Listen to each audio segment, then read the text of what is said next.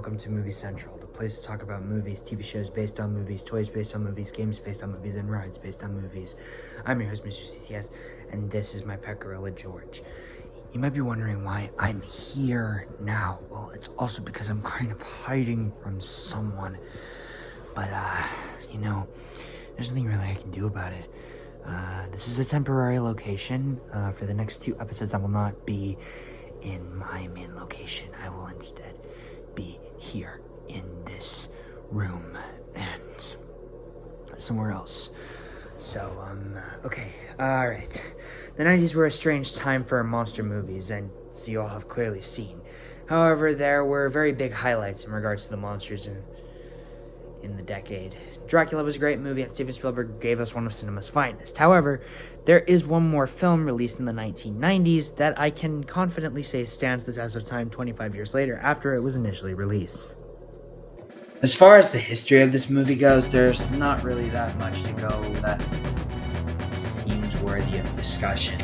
All I can say is that the 1932 movie starring Boris Karloff was in dire need of updating decades after its release. So it was passed around to several directors and producers who wanted the movie to have a different style and feel, and then it eventually landed at the feet of Stephen Sommers. Sommers says that the movie scared him as a child, which made him want to put his own spin on the story.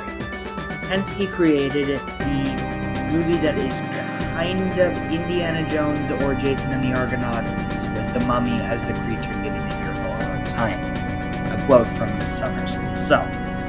The movie was released in the summer of 1999, and despite mixed critic reception, the movie was an enormous box office hit, grossing over $400 and something million, being only second to that of the Phantom Menace for a big summer blockbuster of the 1999 year.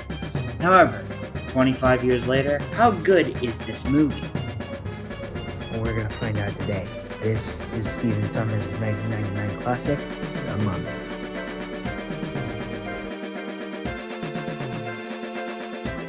After being found of engaging in a romantic affair with the wife of the pharaoh, High Priest Imhotep, played by Arnold Vosloo, is mummified alive, buried under the ritual of the Hamdai, cursing him to live as an undead monster if awoken by the living dead.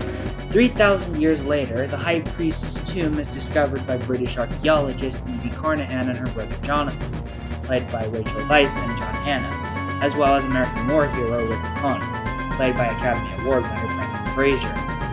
And the long-dead Imhotep is awakened from his imprisonment, killing many to gain immortality with the help of the cowardly Benny, played by Kevin J. O'Connor. With the help of the descendant of the Pharaoh's guard, played by Odette Fair, the group must stop Imhotep before he conquers the world. I've expressed my thoughts on the 1932 Boris Karloff film, and I told you guys that I wasn't too fond of it. This film, however, I am very fond of. It's action-packed, it's scary on occasion, it's funny, and it's just so much fun. It's not a smart film by any means necessary, but it's a movie that every time I watch it, I like it just a bit more. And it has found its way, not my way, into my heart as one of my all-time favorite action movies, as well as one of my favorite films, period. How so? Well, let's find out.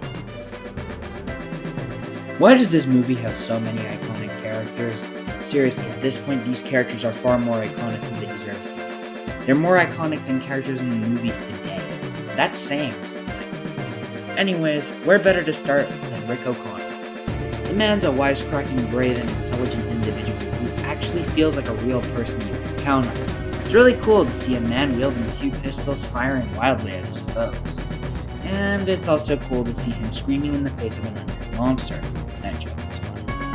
As far as the Carnahans go, Evie was a very well-written character to me. She's a damsel, yes, but she does have moments that flesh her out. She can read Egyptian and she knows how to hold her own. She even has a lot of memorable dialogue as well. Jonathan was more of a comic relief, but he did deliver some of the funnier moments in the film to me. As a matter of fact, he delivers a really great line in the form of, "Do I bloody look alright?" That never fails to put a smile on my face. In regards to other characters, The only other one that I'd say is important is Ardeth Bay, who is a descendant of the Pharaoh's former guard. I think Oded Fehr did a great job in portraying the man who takes no BS from anyone, and the man delivers the important exposition on occasion. The other characters are mummy fodder to me, but still good. Dr. Chamberlain, Henderson, Daniels, and Burns are all killed in a frightening fashion by the titular villain, but they're great characters anyway, so there's that. And there are a hell of a lot of memorability added onto them too. Winston was on screen for only a few minutes, but he's also got a ton of personality attached to him as well, having been portrayed by Bernard Fox, which is obviously a good name. Finally, we have our villains. I want to start off with Benny because he's important. Come on, you can't go wrong with this man. This guy is so cowardly and such a freaking weasel, you have to love him. He's never not going to be funny to me. He's Benny. That's that. Of course, you can't mention villains without bringing up Imhotep. While Boris Karloff played a very noble version of the character, Arnold Vosloo is a silent and imposing monster. The first we see of his brutal actions come in the form of stealing the eyes and tongues of Burns before taking the whole man later on. The more humans he kills, the more flesh he receives. This is followed by him killing Chamberlain and Henderson in a swift swoop. And finally Daniels. Why does he do this? Well, it's simple. To be reunited with the woman he loves. Yeah, the Pharaoh's mistress was the woman he was going after, and he believes Evie to be the reincarnation of her. Hence why he goes after her. That aside, whoever stands in Imhotep's way gets the soul-sucking treatment. I think Imhotep is on my list of most underrated villains of all time, easily being one of my favorite monster villains of all time. For 10 years, the character has made a staple for monsters of me, and for many more he will continue to be. Now, that's all I have to say about the characters. As far as the effects go, while you can tell that these are late 90s VFX, they do work for the tone of the movie. The best effect to me is the rotting skeleton of Imhotep. It's a very unique design and it looks menacing in every sense of the imagination. The freakiest look of Imhotep to me was this white pale look he sports for a few seconds, but that's ingrained to my brain forever because of how menacing and scary it was. As far as the other effects go, I think that the mummy soldiers look good, the sandstorm look excellent, and the use of practical effects and makeup hold up well. As far as the score goes, Jerry Goldsmith composed it, and it contains some scary, some calm, and some very fun pieces sprinkled throughout it that give the movie its very unique tone, and I have to applaud Goldsmith for doing this because without this music, this would be another generic action movie. Finally, we have the scare factor. And I think the most frightening parts of the movie come down to everyone Imhotep kills. Also, the mummification seems absolutely brutal and freaks me out even when I'm young. The action tone, on the other hand, also works extremely well, as this movie is always moving constantly and is never stopping.